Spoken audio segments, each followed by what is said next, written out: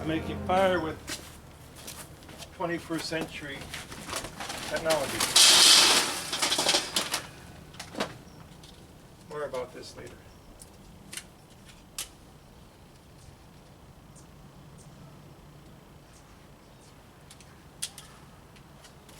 Okay. Char cloth starts its life as cloth. It's essentially cloth that has been charred. The best kind of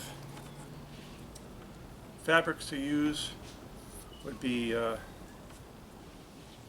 fiber-derived fabrics such as cotton, linen, hemp. In this case I've got unbleached muslin, which is probably the cheapest thing you can find. Wool doesn't work. Avoid, of course, synthetic fabrics.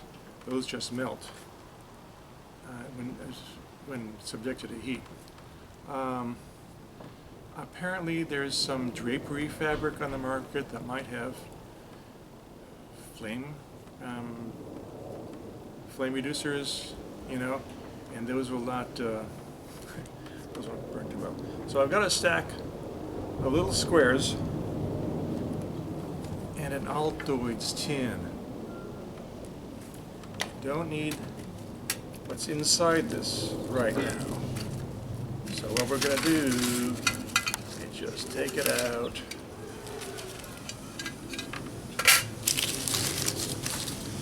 Put that in the Altoids container.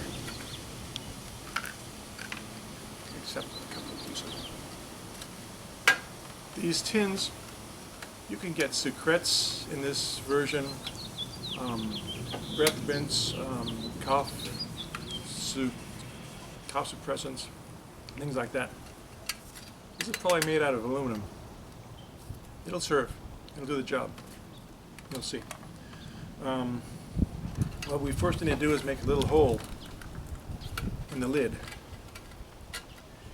And what I want to do is bang it with a nail, make the hole. I don't want the hole coming out of in from the bottom, out of the top, because there'll be pieces of metal sticking out, and if I put that in my pocket, it's not pleasant. So I'll do it the other way around. Here's how I'm doing it. A little piece of wood, stick the lid on top of that, stick the nail on top of that, bang it through, and presto, I've got a hole, the lid. It's real simple. And the unbleached muslin that I've cut up, it doesn't have to be exactly the size of the tin. Doesn't hurt, but it'll serve as long as it's not wadded up too badly. You'll be able to get it out later on. So there it is. The cloth is inside the Altoids tin, a little hole there, and we're going to take this to the fire. And we're back to the 21st century fire. Got my Altoids tin filled with cloth. I'm just going to stick it in the charcoal.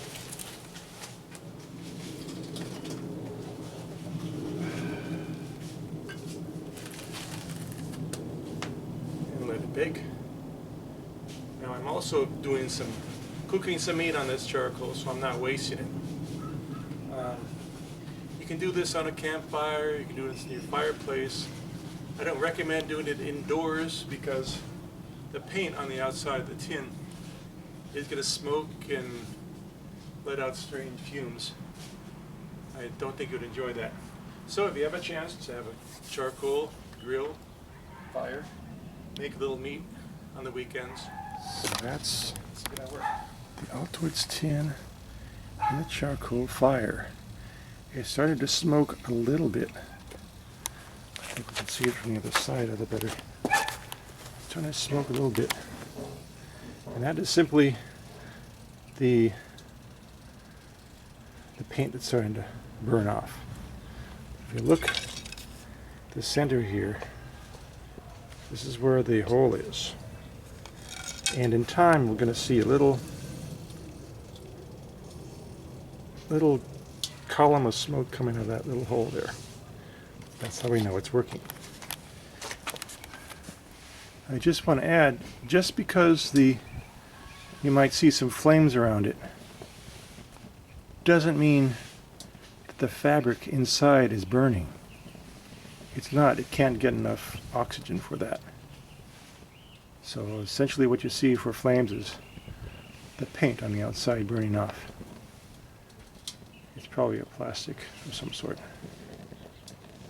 This is very almost identical to the making of charcoal, which is basically burning wood without having enough oxygen for it to combust completely. Incomplete combustion. That's our little mantra here. Come back when it starts burning. Okay. Looks like the smoking is stopped. Taking this out.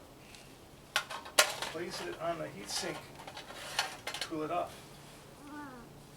And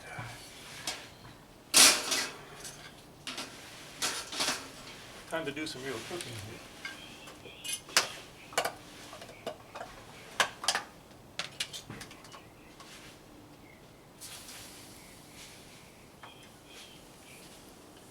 Pull this up when we have once it's cooled off a little bit.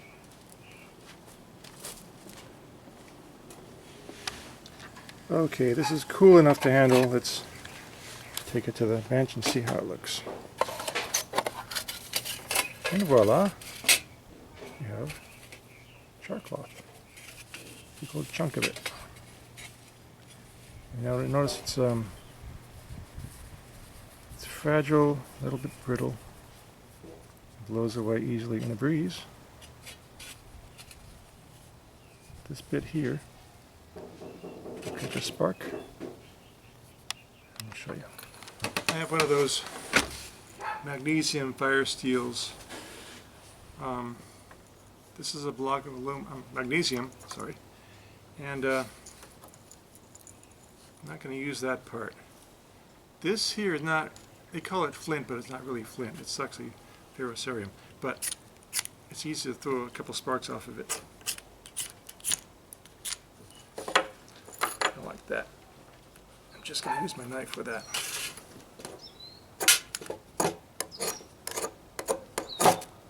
There we go. And already there's activity on the cloth. Sparks are turning into hard to see in the sunlight. This is already smoldering and burning, and it continues for a while. You've got a few minutes, not a minute, but several seconds before it finishes burning it out. So this is continuing the combustion process that was stopped when we made the charcloth. It's still, that's pretty much it. It's all burned out. Oh, there's a little bit. It's so that's how long it'll sustain a spark as a glowing ember.